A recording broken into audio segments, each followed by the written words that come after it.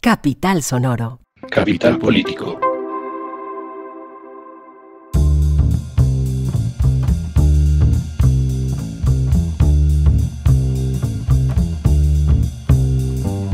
Capital Político es un podcast que semana tras semana, 2 veces a la semana, se ocupa de las noticias más importantes de Colombia, Bogotá y el mundo. Yo soy Santiago Rivas y vamos a tener 3 temas fundamentales. Por un lado, vamos a hacer un repaso de todas las cosas que vienen pasando. En realidad, casi que todas pasaron el martes 20 de junio. Día del fin de la legislatura y de las marchas convocadas por la oposición de derecha y ultraderecha al gobierno de Gustavo Petro. Después vamos a hablar sobre el proceso con el ELN, un tema al que le hemos estado siguiendo la cuerda, hemos estado pendientes, que tiene un nuevo escaño, episodio, momento, y queremos obviamente mirar ese momento a ver en qué consiste o qué puede representar. Y por último vamos a hablar de unas emergencias de salud pública que se han presentado en países de Sudamérica y que nos llaman la atención porque tienen que ver con muchas causas distintas: la pandemia, el cambio climático, la mala calidad del aire en las ciudades, y pues obviamente queremos ver si esto puede llegar de alguna manera a Colombia. Entonces empecemos.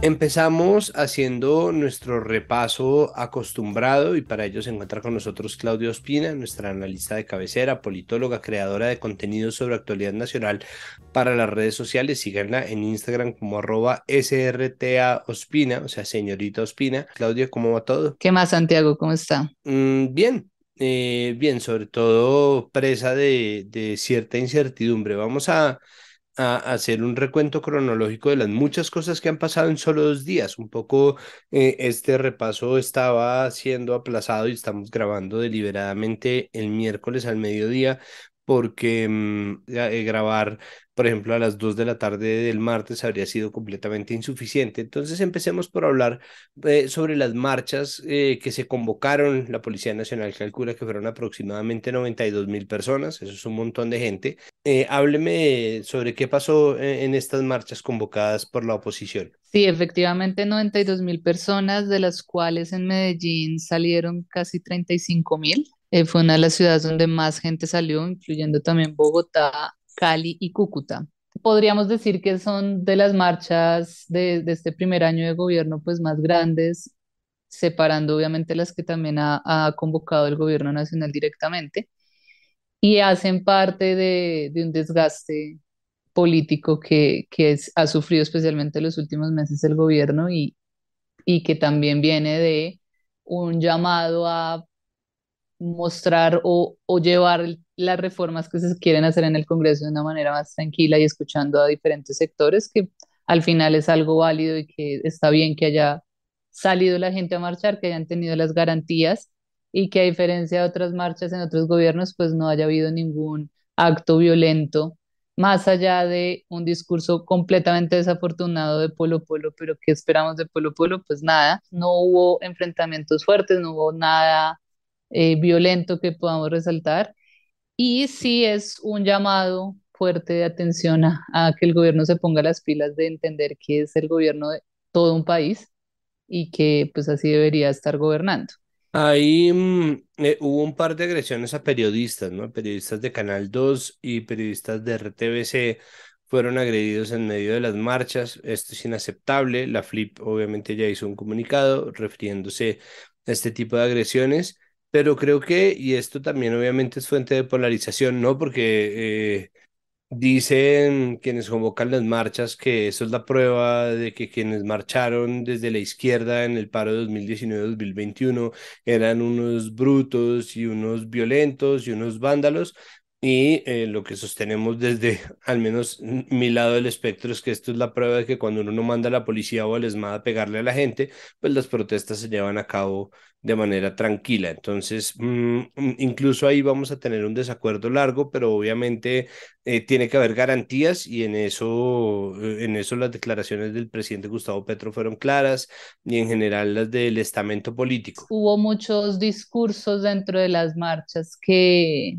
se ve la desinformación que viven muchas de las personas que salen. Entonces vimos muchos letreros de al coronel lo mataron alimentando un poco algo que desde los órganos de control y desde los medios de comunicación se alimentó y que al día de hoy pues sale a la luz una información diferente. Entonces eso sí es muestra de cómo muchos de los argumentos del por qué salen a marchar no necesariamente son ciertos. Hay una cosa que me llama la atención y es que existe un descontento generalizado, pero no existe un liderazgo claro en la oposición. Creo que quien se consolidó como líder de la oposición fue Vicky Dávila finalmente, ¿no? A quien vitorearon y le gritaron que viva Vicky, que Vicky te creemos y que Vicky esto, Vicky aquello y termina siendo pues un poco. Perdón, pero es decir, en mi opinión es un espectáculo un poco ridículo, pero al mismo tiempo es una muestra de un estado de lo político que está muy dañado en este país, y es como la mitad de la guerra política se está librando desde las comunicaciones hasta el punto en que termina siendo la directora de un medio, la jefa de la oposición, y no alguien que está desde la política. Esto está trayendo problemas a corto plazo, pero mientras pues, no pase nada, se supone que no hay consecuencias y sin embargo tal vez las haya, ¿no? Como, no sé, decir, me parece que no es un escenario idóneo, pero al mismo tiempo tampoco parece haber cabezas visibles, precisamente porque por cuenta de las palabras de gente como Miguel Polo Polo, muchos políticos de la derecha, incluso ultraderecha, bueno, no, sobre todo de la derecha, centro derecha, van a querer salir a rechazar esas declaraciones lejos de querer acogerlas y acoplarlas.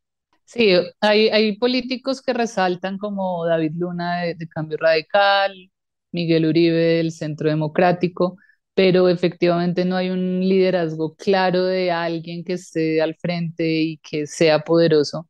Entonces sí, son unas marchas que a diferencia tal vez de las que vivimos en el 2021 y en el 2019, que eran mucho más sociales, es decir, no era necesariamente un partido detrás.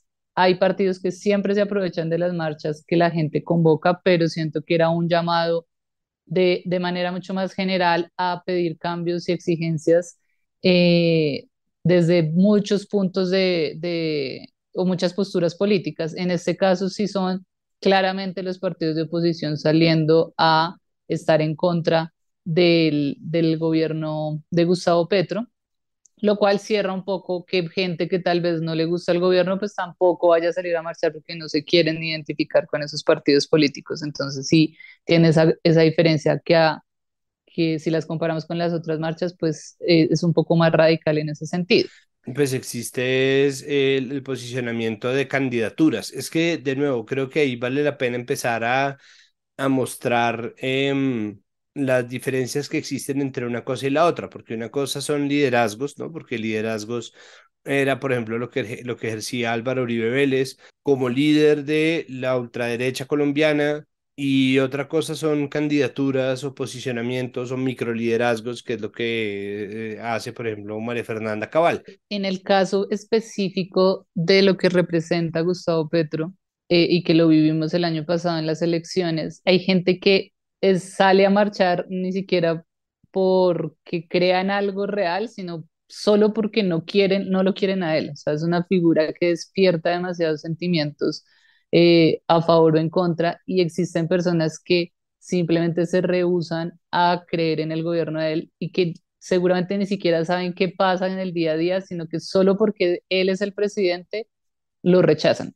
Pues está bien que en una democracia, después de todo el susto y el pánico que le metían al gobierno de Petro, que nos íbamos a volver pues una dictadura, pues se vean que hay espacios que hacen parte de la democracia y que permiten que la gente que no esté conforme con X o Y, pues se pueda manifestar de manera tranquila, que ojalá los demás gobiernos lo cumplan como se está haciendo en este, y que pues cada vez que queramos salir a marchar no terminemos en un montón de dramas y problemas y excesos de la fuerza pública. Pasemos a lo que venía siendo el debate más largo, porque usted habla sobre la exigencia hecha desde los partidos de que las reformas y los debates se den de forma sopesada para que podamos pensarnos las reformas. Yo he estado de acuerdo en que el afán pues es un ingrediente negativo que se aúna pues a un paquete pues a un paquete de propuestas que no van a ser acogidas de manera unánime, ni siquiera con facilidad por parte de muchos estamentos sociales. Eso estaba visto desde el comienzo. Obviamente existe mucho lobby. Este es un país muy derechista, es un país muy cooptado corporativamente, pero al mismo tiempo estaba corriendo un debate que por obligación, por tratarse de un proyecto de acto legislativo, tenía que hacerse en 8 debates de manera obligatoria. No había manera de ponerle a eso mensaje de urgencia, no había ningún tipo de recurso posible en términos de obligar a que esto pasara pupitreado, y era el debate sobre la regulación del mercado del cannabis de uso adulto. Un proyecto que pasó 7 debates, que logró y que demostró que existían mayorías suficientes a favor de un cambio en el enfoque de la política de drogas colombiana, pero que en el último debate, que se partió entre el lunes festivo 19 y ayer martes 20, demostró pues que realmente no es como que quieran debatir mucho, o al menos me lo parece así. Sí, yo sé que yo en esta conversación de hoy, justo hoy, parezco más gobernista que nunca, pero este era un proyecto del representante Juan Carlos Lozada, que está enfocado en cambiar la manera en que a partir de los derechos fundamentales se entiende la política de drogas colombiana. Eso cambia la política de seguridad, trae una oportunidad en términos económicos, rebate además viejas violencias instaladas por el fallido combate contra las drogas, y además existe un acuerdo entre Estados Unidos y Colombia en términos del cambio en política de drogas. Y ahí estaban los de Cambio Radical. Y ellos son los que se encargaron de bajarse, ¿no? Y ellos que se supone que representan esa oposición deliberante y participativa que está dispuesta a sopesar, que en algún momento además estuvo a favor del voto, simplemente terminaron corriéndose porque ellos nunca jamás iban a aprobar eso, o me equivoco, porque no es tanto como que estén realmente debatiendo, ellos están pidiendo tiempo simplemente para poder hacer de las suyas de cara a las elecciones y poder mostrar resultados de cara a una base conservadora que no está contenta tampoco con lo que está haciendo el uribismo en el Congreso, para saber por quién votar en las elecciones regionales. Sí, es que este proyecto muestra claramente cómo funcionan las cosas en este país. Primero porque la desinformación fue gigante, o sea, no sé si es que hoy ya nos levantamos y la marihuana dejó de existir en Colombia, o sea, ya desapareció porque en el Congreso decidieron algo. O sea, primero es como la desinformación total de además creer que este proyecto lo que hacía era permitirle a la gente consumir marihuana cuando eso es un derecho que ya existe. El tema fue, y escuché muchas veces a Juan Carlos Lozada, no solamente en las entrevistas recientes, sino recuerdo muy bien, especialmente en su programa el lunes, cómo se dedicó mucho tiempo a explicar de qué se trataba este proyecto y nunca ha sido como vamos a volver drogadictos a todos, no. O sea, era regular un mercado que está en este momento en manos del narcotráfico, de la ilegalidad completamente, y que le iba a dar ese poder al Estado de manejar las cosas como en muchos países sucede y que permite pues que este mercado sea desarrollada de manera más correcta. No sé si vio la desafortunada foto que es una persona que como si fuera habitante de calle, que estaba en el Congreso y que lo llevó la oposición, que además es una burla a la gente que de verdad vive en esas condiciones. Pues ese montaje fue lamentable, eso es un montaje que hizo el Centro Democrático. No es raro ver este tipo de actos de lobby, pero al mismo tiempo la condena a una situación que contiene tantas capas de profundidad como lo es la indigencia, indigencia entendida como su definición, y es carencia absoluta de medios, ¿no? Lo que eso supone en términos del trauma no gestionado, de salud mental, de la responsabilidad del Estado en garantía de derechos, la gente que habita en la calle, ¿no? Y utilizarlo como un recurso de debate para tratar de tumbar algo que a final de cuentas termina beneficiando precisamente a quienes podrían terminar metidos en asuntos mucho más complicados y mucho más profundos por cuenta de una regulación prohibitiva del consumo y de la venta de droga, pues el peor chiste, ¿no? Es como de verdad una bofetada en la cara de la gente en este país. En el primer debate, esto fueron 8 debates, en el primer debate que se pasó en plenaria de Senado, podía el proyecto pasar por mayoría simple, es decir, simplemente si ganaba 30 votos por el sí y 25 por el no, pues pasaba. En el último debate sí tiene que ser mayoría absoluta, es decir, la mitad más uno de los senadores que hay. Así que sí o sí se necesitaban 54 votos.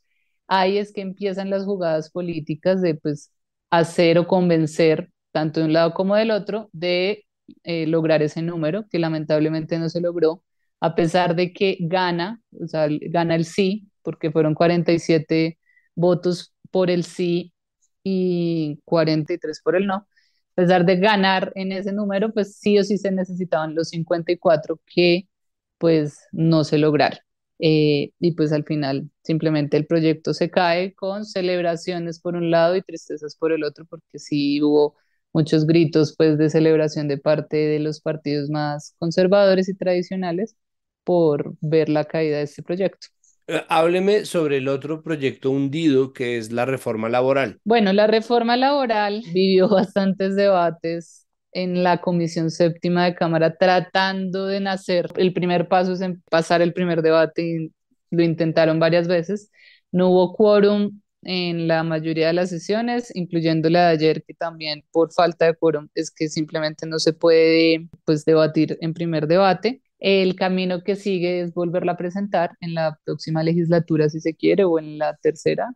Son 4 en total en cada año, en cada periodo presidencial. Y creo que pues podría ser un buen camino de lograr nuevos consensos en las áreas donde no se ha escuchado tal vez a diferentes sectores, y también puede llegar a ser una reforma que según el presidente pues es la más ambiciosa que ellos presentaron, una reforma que llegue más fortalecida con lo que al final se apruebe en el tema pensional, porque pues son dos temas muy relacionados. Bueno, ahí hay una cosa y es que la ministra Glorina Ramírez, la ministra de Trabajo, había logrado una gestión que de hecho sigue siendo muy interesante de cara a la reforma pensional, que traía consensos, pero la reforma laboral era un proyecto que traía muchísimas críticas encima.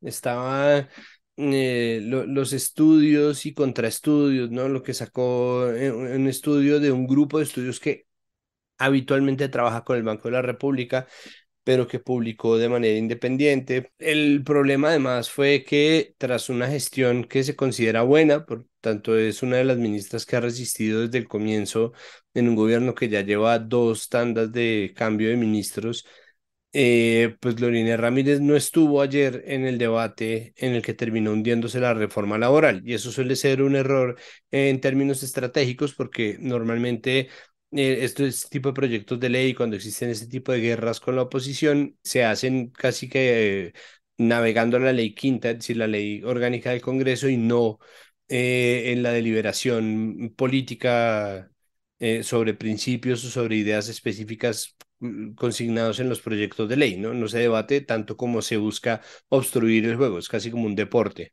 Sí, pero pues usted sabe que este tipo de sucesos ellos lo saben desde antes, o sea, ellos ya saben cuántos votos tienen, si van a lograrlo o no, seguramente ya sabían que no iba a haber quórum y que estaba perdido ese camino. Ahora hablemos sobre lo que sí pasó, que es el código electoral. Sí, antes de hablarle directamente del código electoral, pues les cuento que de todo lo que pasó y lo que no, pues lo que sigue andando es la reforma a la salud que se seguirá debatiendo en la próxima legislatura. En este momento está para debate en plenaria de Cámara.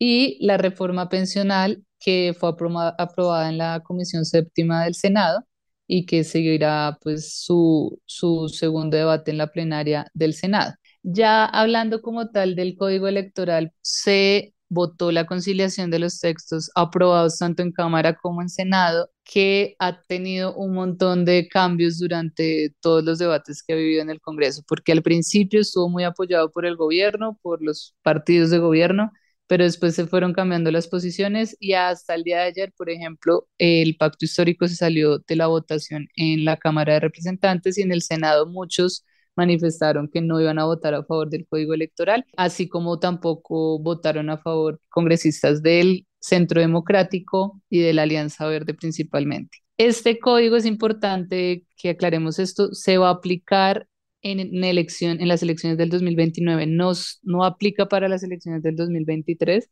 lo cual pues es bastante lógico porque estamos ya encima y no habría tiempo para socializar todos los cambios que vienen.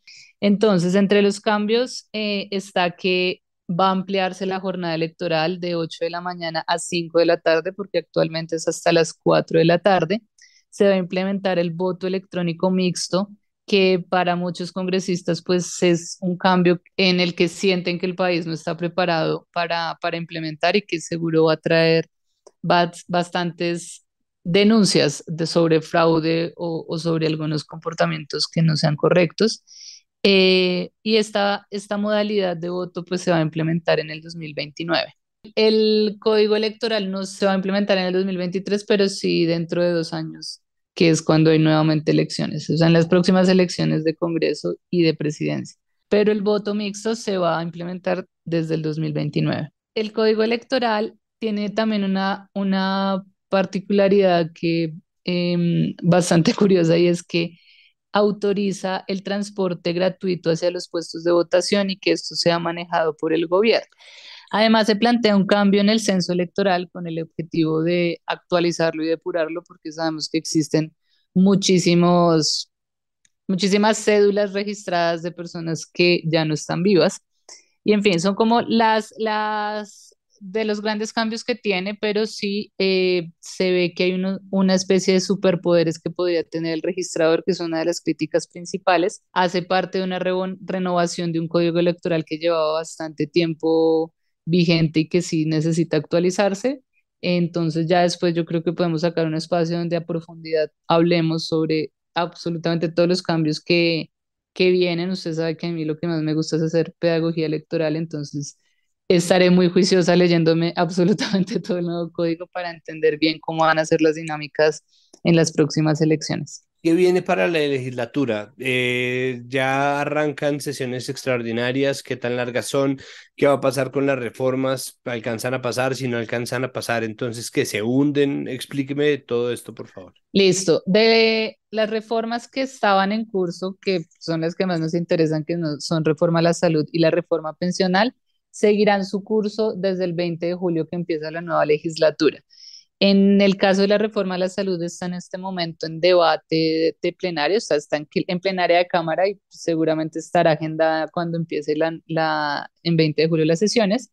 Y en el caso de la pensional, pasó su debate en Comisión Séptima del Senado y pasa también a plenaria del Senado para su segundo debate. Eso se irá ya en la próxima legislatura, porque acá le tengo pues noticia súper fresca que salió hace poquito, y es que ya el gobierno convocó a sesiones extraordinarias que van a ser desde el 22 de junio hasta el sábado 24 de junio, son poquitos días, porque tienen como objetivo estudiar dos leyes. La primera es la Ley Orgánica 330 del 2023, que establece las reglas para determinar el número de diputados de las asambleas departamentales en el país, eh, porque pues no está claro cuántos diputados de verdad debería haber por regiones, si se quiere establecer bien ese número.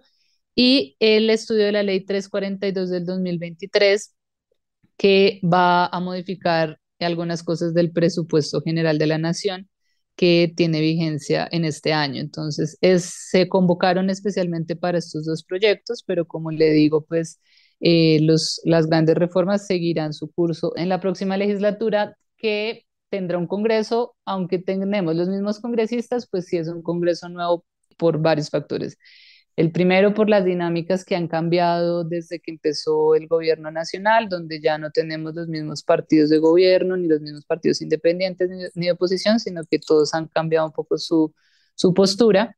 Sumado a eso, pues ya no hay figuras como Gustavo Bolívar o Roy Barreras, que eran bastante fuertes para el pacto histórico. y que las presidencias cambian, entonces la presidencia del Senado pasa al partido, a la Alianza Verde, y la presidencia de la Cámara de Representantes al Partido Liberal. De la Alianza Verde, los que más suenan para ocupar este cargo son Angélica Lozano, Inti Asprilla e Iván Cepeda. Está entre ellos tres. Esperemos qué sucede. Esto se elige el 20 de julio, que se vuelven a instalar las sesiones en el Congreso. Entonces, pues sí, sí vienen cambios, y además tenemos pues un ministro del Interior distinto al que empezó en este gobierno, así que habrá una manera diferente de llegarle al Congreso y de encontrar las mayorías. Por último, la gran noticia de este miércoles es que por fin la Fiscalía publicó el dictamen de medicina legal acerca de la muerte del coronel Oscar Dávila, que finalmente confirma que se trató de un suicidio. Después de 9 días o más de conspiraciones y acusaciones cruzadas de señalamientos, y usted misma lo decía, pancartas acusando al gobierno de asesinar al coronel Dávila en las marchas de ayer martes 20 de junio, hay claridad. Se tomaron demasiado tiempo y ese tiempo generó un vacío informativo larguísimo. ¿Qué viene después de esta noticia? ¿Qué podemos esperar más allá, obviamente, de las muy impertinentes y revictimizantes versiones de por qué? Porque entonces ahora es como listo, se suicidó, pero entonces ahora ¿quién Sí, lo llevó al suicidio? a ¿No? eso, Entonces, sí, ¿qué, sí. qué se viene? ¿Qué sigue? Pues este caso como tal se cierra porque el suicidio pues es una decisión que ya toma la persona, no podemos como meterle algún culpable, pero efectivamente, como usted lo dice, se está empezando a pensar como, entonces, ¿quién lo llevó a eso? ¿Por qué tomaba ciertos medicamentos? ¿Por qué hizo esto? ¿Por qué hizo lo otro? Seguramente habrá unas investigaciones sobre el conductor que lo acompañaba, que se va del carro, pero deja el arma ahí, entonces pues van a seguramente a cuestionarle el por qué sucedieron las cosas de esa manera. Y el caso igual hace parte de un gigante caso que es todo lo de Laura Sarabia, que sigue en investigación, que tiene todavía bastantes cosas por determinarse. Entonces, lo importante acá creo yo que es el respeto a la familia, pues, a que se cierre el caso, y pues simplemente se tomó esta decisión, y pues no hay nada más que decir al respecto.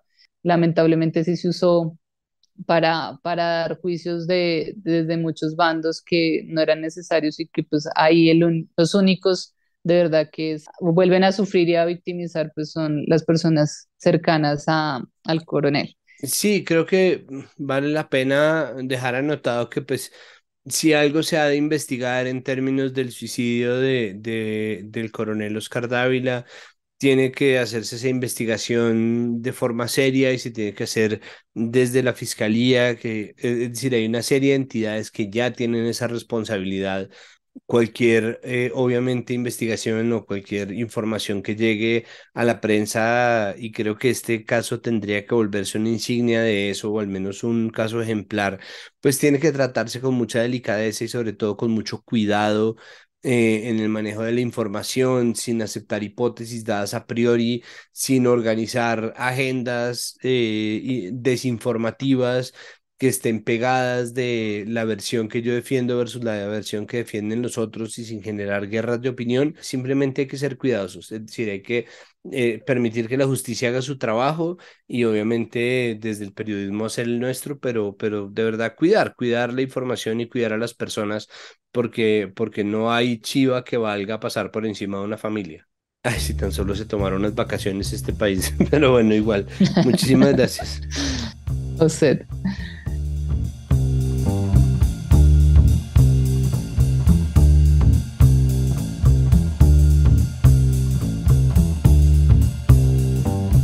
Antes de continuar con Capital Político, dejamos aquí un inciso porque se estuvo realizando un plantón en la Plaza de Bolívar para reclamarle al gobierno del presidente Gustavo Petro que atienda la crisis migratoria y que pues un poco se ponga manos a la obra, sea para continuar con las buenas cosas que, créanlo o no, hizo el gobierno pasado, sobre todo en materia de inmigración, con el Estatuto de Protección y con la avanzada en la garantía de derechos para la población migrante venezolana, sea en el mejoramiento precisamente de estrategias que permitan tener pues bueno, un acercamiento real a, a, a un tratamiento verdadero de una crisis que no se puede negar, que no tendría por qué esconderse y que envuelve y afecta a cientos de miles de personas, a millones de personas en el mundo y por supuesto en este país, que es el país del mundo que más recibe población migrante venezolana.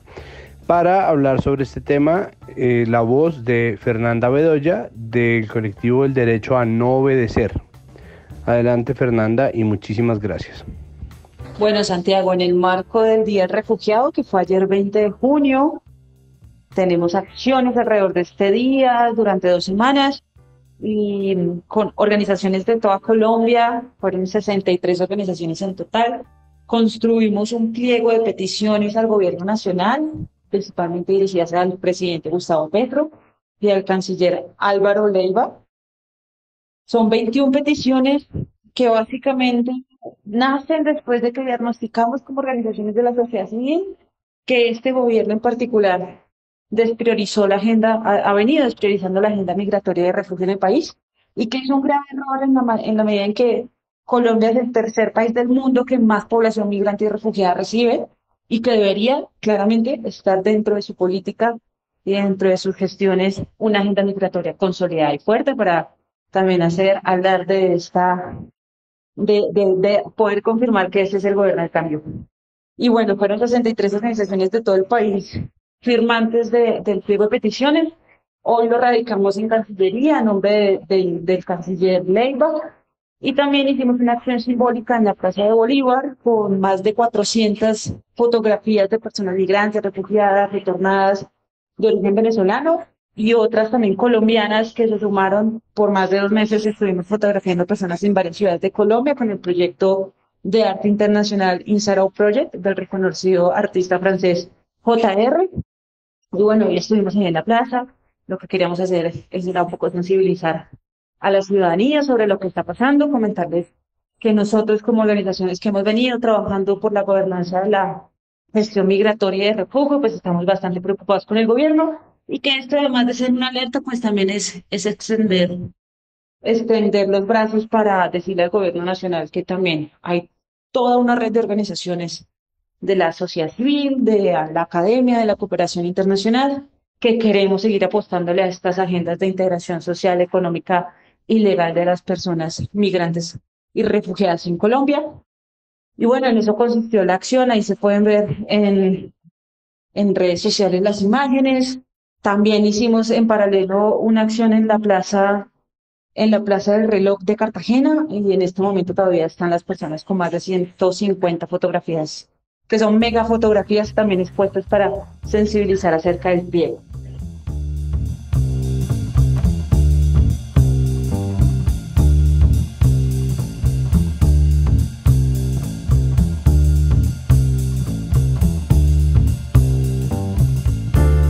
Continuamos en Capital Político con una continuación.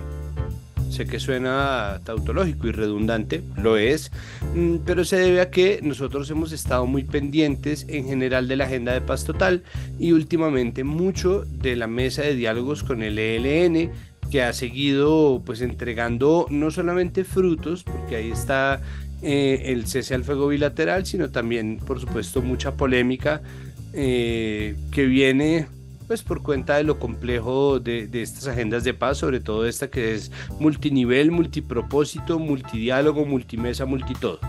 Para seguir hablando y un poco para hacer una actualización de la última entrevista que tuvieron Juan Pablo Conto y nuestro invitado acerca del tercer ciclo de conversaciones, de lo que se pactó, del diálogo social, de la participación de la población civil y de los secuestros, pues vamos a añadir un par de temas que se nos quedan o que van añadiéndose al tintero, incluyendo por supuesto las marchas del martes 20 de junio. Está con nosotros Luis Eduardo Celis, él es asesor de la Fundación Paz y Reconciliación Pares Colombia. Luis Eduardo, bienvenido a Capital Político, muchísimas gracias por aceptar esta invitación. Santiago, muchas gracias a ti por esta oportunidad de diálogo. Como tú lo has dicho, este es un tema que está en la agenda mediática, la paz con el ELN. Y en los últimos días ha sido muy visible el tema de la financiación del ELN en una perspectiva de paz. Bueno, eso ha sido pues, utilizado en el debate político y hemos tenido mil reacciones. Lo que yo diría muy sucintamente es, si logramos avanzar con el ELN en este esfuerzo de paz, si logramos que este cese bilateral que arranca el próximo 3 de agosto funcione, que yo creo que va a funcionar, necesitamos ir incluyendo todas las formas delictivas de las que participa el ELN. En esas formas delictivas está el tema del secuestro y la extorsión fundamentalmente, que es de donde el ELN consigue sus recursos desde hace 59 años en lo fundamental. El tema de la financiación del ELN, en mi punto de vista, es que es necesario, es pertinente en una perspectiva de paz. Y mi fórmula para el debate público es que al ELN se le pague por el trabajo, o sea, que el ELN trabaje junto a las comunidades en los muchos temas que hay que resolver en los territorios, construcción de vías terciarias, construcción de escuelas, de puestos de salud, mantenimiento de cuencas hidrográficas, por ejemplo, para mencionar tres posibilidades. Creo que las fórmulas de financiación internacional no son viables y tampoco sería viable ni legítimo una fórmula como subsidio. Me parece que la fórmula más pertinente es plata por trabajo del ELN en una perspectiva de paz. O la idea de meter plata en la ecuación no es una idea nueva, ¿no? Se le recalcaba a quienes desde la derecha criticaban esta propuesta que Álvaro Uribe había propuesto más o menos lo mismo precisamente porque estaba en cuestión pues una serie de estrategias que para el ELN o dentro de la narrativa propia de esta guerrilla son formas de financiación, ¿no? Ellos no lo entienden como un accionar criminal, sino como un control que ellos hacen de sus propios ingresos. Yo me imagino la fórmula de plata por trabajo en el ámbito territorial comunitario. O sea, el ELN no nos va a decir cuáles son sus integrantes, ni nos va a pasar una lista, ni nos va a dar números, porque pues esos son secretos del conflicto. Claro, ahí Pero yo creo que tendría que haber ya proceso de paz completo, pues para que haya una nómina, sí, entre comillas. exactamente, pero yo creo que como el ELN está en territorios que el ELN conoce y las comunidades lo conocen, son viejos conocidos, ahí pueden haber amores y odios, pero bueno, tramitando todo eso, la fórmula que yo me imagino es que el ELN, sin decirle nada a nadie, sino concertando en las comunidades donde se conocen, hagan esos acuerdos con una debida supervisión, por supuesto. Esos detalles habría que afinarlos, pero por supuesto sería una financiación a la gente del ELN que trabaje.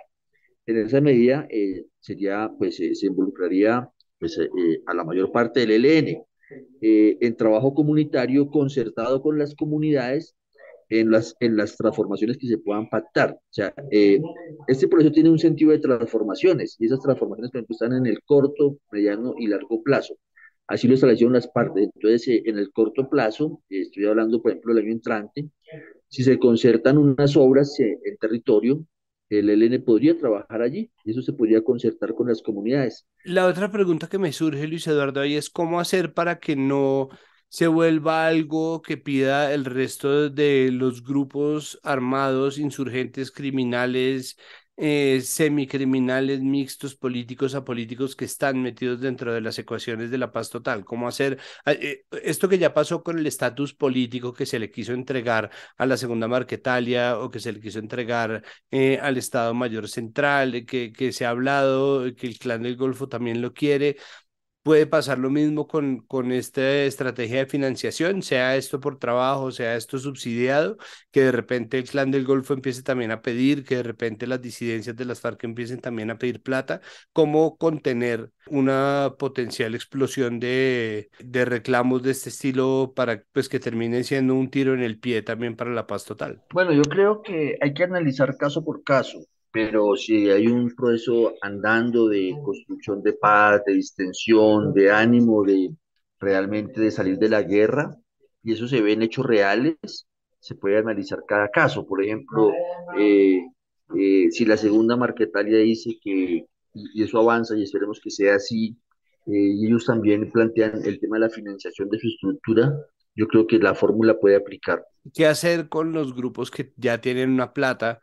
Bueno, porque parte de las polémicas de entrada, cuando se instaló la agenda de paz total, tenía que ver con que parte de los acuerdos que había iban a permitir que muchas de estas bandas criminales que tienen unos ingresos considerables derivados de muchas actividades, se les iban a conservar, que muchos de ellos iban a poder conservar sus ingresos. Ahí, ¿cómo se compagina eso con un esfuerzo que pueda tener que ver, por ejemplo, con financiación o con estrategia de pago por trabajo? Pues porque no todos tienen un carácter comunitario ni tienen una estrategia de guerrilla vieja como si la tiene el ELN. Bueno, yo creo que ahí hay que, nuevamente, vuelvo a mi punto de que hay que analizar cada caso. O sea, si, por ejemplo, si el clan del Golfo dice, no, a mí no me interesa ningún trabajo ni ninguna plata, yo voy a hacer una negociación donde el tema de la plata, pues hace parte de la negociación, porque, por ejemplo, con todos esos herederos del parlamentarismo, una de las negociaciones es qué hacen ellos con esa plata, ¿cierto? Eso estaría en la ley que viene, que está en trámite. Pero si hay otras fuerzas que tienen una ligazón, por ejemplo, las viejas estructuras de las FARC que siguen teniendo una ligazón comunitaria y un interés territorial en sus regiones, se pueden ver esas fórmulas. Mm, por último, y ya un poco cambiando de tema, pero no cambiando de tema. ¿Qué hacer o hay algo que usted crea que pueda hacerse de cara a la inconformidad que ha expresado la derecha, parte de la centroderecha en las marchas del 20 de junio? No, yo creo que la política de paz total tiene que seguir caminando. O sea, tenemos que lograr instalar todas las mesas, todas las negociaciones según su particularidad, seguir trabajando en los territorios que hoy necesitan un orden de democracia. La derecha uribista lo que le fascina es la continuidad de la guerra, de las violencias. Ellos nunca van a estar por un orden democrático que tramite los conflictos territoriales, superar el narcotráfico, darle un orden de convivencia a los territorios donde hoy lo que hay es barbarie. Esa es la política de paz total, en eso hay que persistir y hay que derrotar política y culturalmente a la derecha que no quiere hacer eso. Ya los derrotamos políticamente, estamos en el gobierno y hay que seguir caminando hacia la paz total. Perfecto, pues Luis Eduardo, le agradezco muchísimo que haya aceptado nuestra invitación una vez más. Sabe usted que tiene nuestros micrófonos abiertos y pues nada, seguiremos obviamente muy pendientes de este proceso que a nosotros también nos interesa que llegue a buen puerto. Muchas gracias. No a ti, Santiago, a ti por toda la oportunidad de diálogo y muchas gracias nuevamente.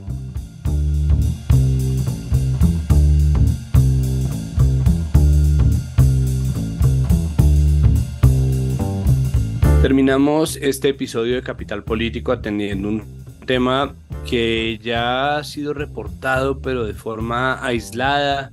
Recuerden, obviamente, no solamente la crisis eterna en la que parecemos vivir en Colombia, sino pues que se trata además de un fenómeno regional latinoamericano que queremos nosotros evaluar, y es una serie de emergencias de salud pública que han tenido lugar en países vecinos, pues en Perú, que es efectivamente nuestro vecino de fronteras, y en Chile, y que se conectan con muchas causas distintas. Unas de ellas son residuales por parte de la pandemia, otras son causas ambientales. Colombia, más exactamente Bogotá y Medellín, básicamente viven entrando y saliendo de emergencias ambientales y climáticas. Entonces queremos entender un poco qué es lo que está pasando. Para eso se encuentra con nosotros la periodista Mar Romero Sala, periodista de France 24, que ha cubierto este tema. Mar, bienvenida a Capital Político una vez más. Muchísimas gracias por aceptar esta invitación. Muchas gracias a ti. Bueno, cuénteme por favor, ¿qué es lo que está pasando? ¿Qué es esto que está pasando en Perú y en Chile? Y ya ahí vamos desilvanando. Digamos que en ambos países están habiendo una serie de crisis de salud, como bien decías, que además están teniendo repercusiones políticas. Yo creo que eso es lo que hace que le estemos prestando más atención, ¿no? En Chile están habiendo fuertes discusiones sobre cómo se está tratando un resurgimiento, digamos, un repunte de un virus respiratorio que se llama virus respiratorio sincicial o sincitial, lo dicen de ambas formas.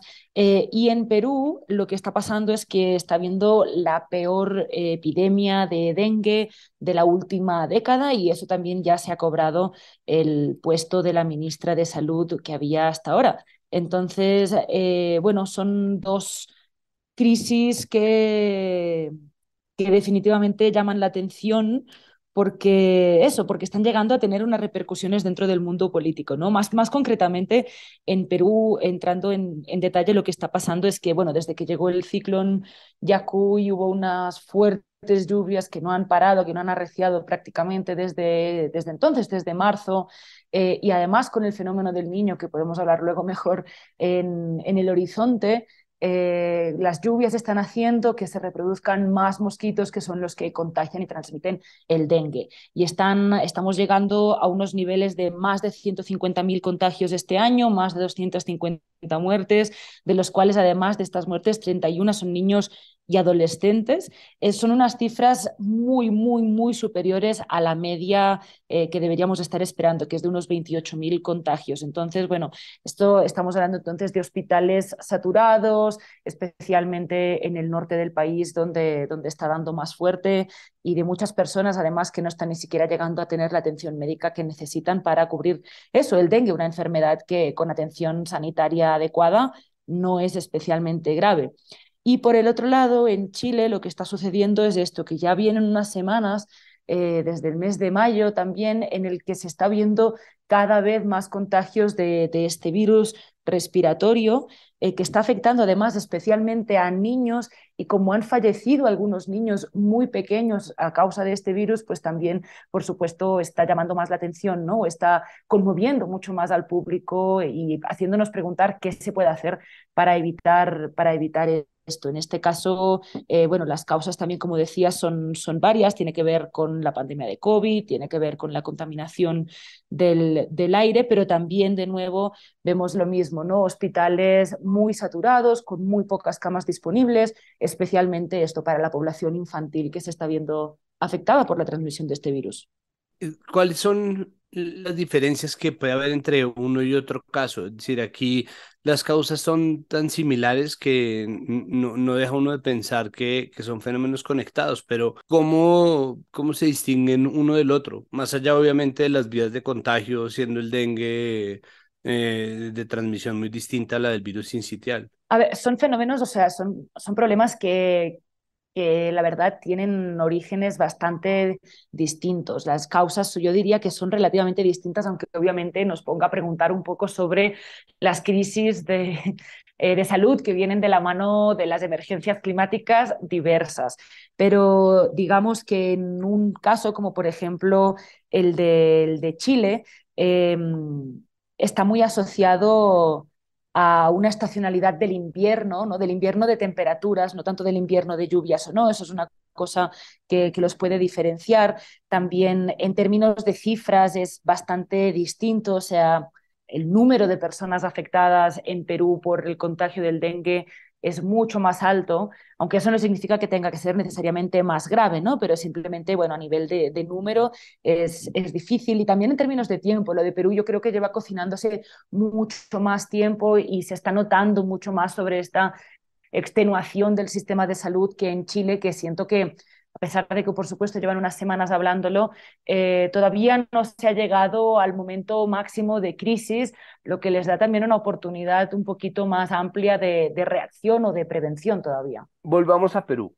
Arrancamos este apartado hablando sobre la relación que existe entre las movidas políticas y las políticas que tramitan este tipo de situaciones. Teniendo en cuenta la crisis política peruana, que un poco es urgente, un poco es presente y un poco es eterna, ¿cómo ha enfrentado este brote de dengue el Ministerio de Salud? La ministra de Salud, que renunció a raíz de la crisis del dengue, que se llama Rosa Gutiérrez, llevaba 6 meses en el cargo y había llegado, digamos, con el nuevo gabinete de Dina Boluarte, después del gabinete que venía de Pedro Castillo, ¿no? Entonces, por supuesto, todas las situaciones complejas políticas que está atravesando Perú y toda esta inestabilidad no permiten que se estén tomando las decisiones a largo plazo de prevención que hubieran requerido este tipo de crisis como la del dengue que está viviendo el país. Una de las cosas que más se le criticó a la ministra es que usara estrategias que sirven de prevención como la fumigación, las usara como medidas ya para paliar los brotes una vez ya estaban bastante virulentos. Esa ha sido una de las principales críticas. Se le ha criticado también eso, un retraso, ¿no?, en general a toda la respuesta, y de hecho pasó algo, y es que dijo en un momento dado, cuando estaban empezando a sonar las alarmas por estos brotes de dengue, que el país lo tendría controlado en 15 días, unas declaraciones que es que ningún epidemiólogo diría, no puede ser, es imposible que un brote de dengue se controle en 15 días, porque, bueno, esos son los brotes que juegan, por ejemplo, también con la vida reproductiva de los mosquitos. Entonces, 15 días es muy poco para tener en cuenta que un país pueda controlar o no un brote de este tipo. Entonces, claro, haber hecho un anuncio así y luego que al contrario, ¿no?, todavía crecieran más los números, pues también fue una de las cosas que más se le criticó. Pero yo creo que es importante aquí hacer el análisis más allá de la ministra en particular, y es que es lo que decíamos, ¿no? Perú lleva una retahíla de ministros que no han durado ni un año desde 2017, es decir, desde 2017 hasta hoy han habido todo de ministros que no han durado más de un año en el cargo. El ministro que ha asumido ya después de Rosa Gutiérrez del cargo, el nuevo ministro de Salud, este es el 12º ministro desde 2020, desde la pandemia de COVID-19, en 3 años, un poquito más de 3 años. Entonces estamos hablando de una situación de absoluto descontrol dentro de las instituciones, de que de que es muy difícil, ¿no?, poder imprimir, como decíamos, estas estrategias a largo plazo, de prevención, dar continuidad a las políticas, cuando eso en salud es absolutamente básico, ¿no? Tener en cuenta, conocer bien cómo funcionan las instituciones sanitarias para luego, pues, poder diseñar políticas por eso, ¿no? Entonces, bueno, estos cambios, por supuesto, para mí son unos de los principales responsables de que los manejos, tanto del COVID-19 en su momento, que Perú también lo pasó muy mal, como ahora con el dengue, estén siendo tan mal manejados por esta inestabilidad constante. Hábleme sobre la inestabilidad política. ¿Será que eso hace que el manejo sea más irregular aún? ¿Será que eso mina las posibilidades estratégicas de enfrentarlo? Además, ahora que viene el fenómeno del Niño, ¿cómo hace uno para mitigar el impacto en la población? El fenómeno del Niño, que parece cada vez más claramente que va a empezar este año, básicamente lo que le trae a Perú, aunque también toca eso, como decíamos, Colombia y Ecuador, es más y más y más lluvias. Entonces, básicamente, las estrategias para empezar, más allá del dengue, deberían tener que ver también con mitigación de lo que puede pasar ahí. Lo hemos conocido antes, por ejemplo, ¿no?, todos esos desprendimientos de tierra, destrucciones de casas. Entonces, eso es muy, muy importante. Luego también unas buenas estrategias de saneamiento, por ejemplo, del agua, de alcantarillados, de gestión del agua, que no se empoce, que no se encharque. Esto es especialmente importante para el dengue, porque en esas partes de aguas empozadas y estancadas es donde pues pueden crecer los mosquitos Aedes aegypti, que son los que transmiten la enfermedad del dengue. Eso serían 2 cosas absolutamente básicas para prepararse.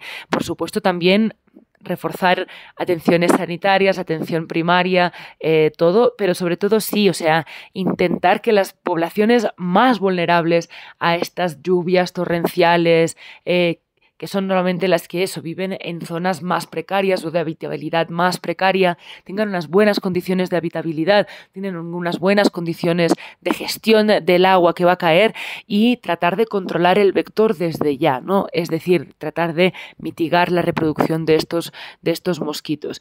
Y ya si nos vamos incluso a más largo plazo, ¿no?, teniendo en cuenta que las temperaturas van a aumentar, que los fenómenos climáticos extremos van a aumentar, entonces esta situación que estamos viendo ahora puede ser que todavía se reproduzca más o que sea más normal, y no solo en Perú, sino cada vez en más lugares del mundo.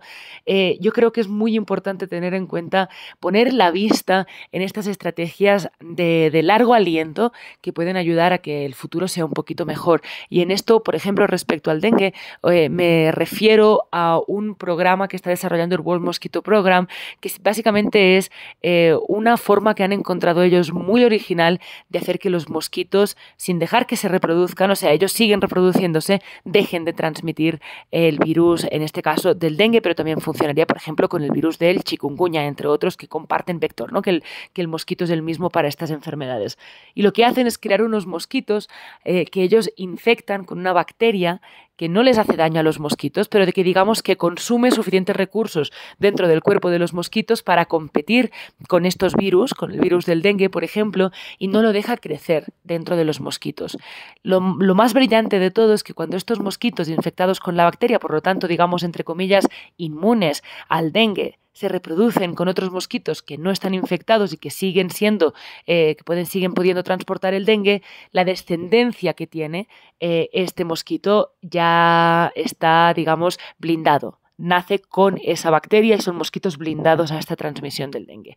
Esto, por supuesto, como decimos, es una estrategia de largo plazo. Han habido planes piloto en muchos lugares del mundo, entre ellos en Medellín, Colombia y en Cali se está desarrollando, y con un tiempo de unos 2 años se ha visto que la transmisión del dengue, por ejemplo, en la ciudad de Medellín ha caído muchísimo, se ha reducido mucho gracias a que ahora la mayoría de los mosquitos que viven en Medellín son mosquitos inmunes al dengue y no pueden transmitir dengue. Estas estrategias, que son relativamente baratas, mucho más baratas, por supuesto, que hacer frente a un brote gigante o a un brote cada año, digamos, y que son muy ingeniosas también, tratar de implementarlas desde ya, porque esto solo va a empeorar, no va a mejorar a partir de ahora. Van a haber más lluvias torrenciales, va a haber temperaturas más altas, por lo tanto, esto me parece que a largo plazo es algo que tenemos que tener en cuenta. Mar, usted nos contaba sobre algunas estrategias de atención primaria para poder tratar estas enfermedades antes de que se compliquen, pero ¿qué hacer ante la mala calidad del aire? Sin lugar a dudas, tratar de reducir la mala calidad del aire es una estrategia de salud pública que debería ser básica en todo el mundo, en América Latina, en Santiago de Chile y en todo el mundo, porque vemos que tiene un impacto en la mortalidad altísimo por estas enfermedades respiratorias, por el cáncer de pulmón, entre otras, y porque, como decíamos, eso empeora muchos otros cuadros de enfermedades, como estamos viendo ahora con este brote de virus sincitial en Chile. Claro, esto pasa por muchos puntos, ¿no? Aquí hay unas políticas públicas grandes, a gran escala, que se pueden hacer en términos de reducción de combustibles fósiles, para empezar por ahí, ¿no? En las ciudades muchas veces se orienta, por ejemplo, a reducir el transporte motorizado, el transporte en coches, sobre todo. Entonces, por supuesto, mejorar sí o sí las redes de transporte público, mejorar las capacidades de desplazarse en bicicleta, hacer que eso sea una opción segura y posible para los ciudadanos, y el transporte público, por supuesto, que sigue siendo, aunque emita gases, mucho más eficiente porque puede transportar a muchas más personas de una sola vez. Pero también es un problema, por ejemplo, con temas de la industria, ¿no? No solo el transporte, sino muchas veces la industria que se traslada además a las periferias de las ciudades o a los barrios más pobres, acrecentando esos sesgos y esas brechas que hay entre salud, entre personas con menos recursos, personas con más recursos. Eso también es un problema, intentar mitigar esos efectos de esa industria que genera toda esta polución en el aire. Eso, digamos, que son algunas pinceladas a gran escala de cosas que se tienen que tener en cuenta. A pequeña escala, entre nosotros, cuando hay un brote digamos, no, un punto álgido de contaminación atmosférica, tratar de salir lo mínimo al exterior en ese sentido, tratar de no hacer muchos esfuerzos físicos afuera y luego, bueno, sí, intentar exponerse lo mínimo a este aire y a esta polución. Sin embargo, eso es difícil porque, por supuesto, claro, cuando eso nos lo imaginamos, eso, ¿no? Como esas imágenes apocalípticas del cielo naranja de Nueva York, pero muchas veces no se ve así la contaminación atmosférica. Y en ese sentido vale mucho la pena que busquemos las estaciones que tienen muchísimas ciudades, sobre todo capitales o ciudades grandes en América Latina, y que avisan de la calidad del aire, dicen, ¿no? cómo está en ese momento el aire y si está siendo más peligroso o no. Y entonces, bueno, personalmente ahí revisar esas informaciones que son públicas, que están disponibles para todos, y tomar decisiones en ese sentido para nosotros también. Pues Mar, Le agradezco muchísimo que haya aceptado nuestra invitación. Muchas gracias por venir a traernos claridad sobre este tema. Tendremos obviamente que estar alerta porque nada pasa en Latinoamérica sin que empiece a esparcirse a través de las fronteras, sea esto un brote de dengue, una enfermedad respiratoria o la ultraderecha. Entonces, estamos obviamente muy pendientes de ver cuáles son los síntomas que empezamos a presentar y si podemos obviamente prevenirlos. Muchísimas gracias. Gracias a vosotros. Cuando queráis, aquí estoy.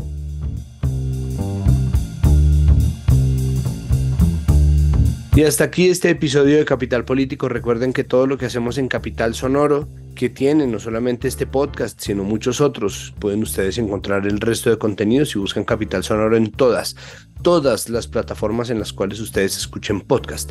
Recuerden que todo lo que se hace aquí en Capital Sonoro se hace gracias al trabajo arduo de nuestra productora María Alejandra Cuestas, de nuestro periodista, investigador Juan Pablo Conto y de nuestro editor Cian León Bernardo González. Recuerden también que tenemos un podcast noticioso que sale todos los días en la tarde. Ahora un podcast es uno de los muchos formatos en los cuales se difracta, se divide y se expande el sistema noticioso del sistema de comunicación pública Capital, que se llama Ahora, y ustedes pueden encontrar todos los contenidos, incluyendo por supuesto nuestro podcast, a donde sea que miren y en donde sea que se encuentren. Pueden suscribirse también al boletín de noticias diario que va a llegar a su correo electrónico. De la misma manera, recuerden que esto es comunicación pública, es decir, nosotros no necesitamos ningún tipo de suscripción o no necesitamos financiamiento de nadie. Muchas gracias por pensarlo. Lo que sí es, ya que la plata se la va a dar a un proyecto independiente que en realidad lo necesita, a nosotros lo que nos puede dar es un empujoncito con la difusión, ayudarnos a recomendarnos en sus chats familiares y de amigos, en sus redes sociales, pegar el enlace, y si la plataforma en la cual usted escucha Capital Político y cualquier otro podcast que nosotros tengamos tiene la posibilidad de calificar, por favor denos una calificación. Ojalá buena, siempre y cuando le nazca. Muchísimas gracias por su audiencia.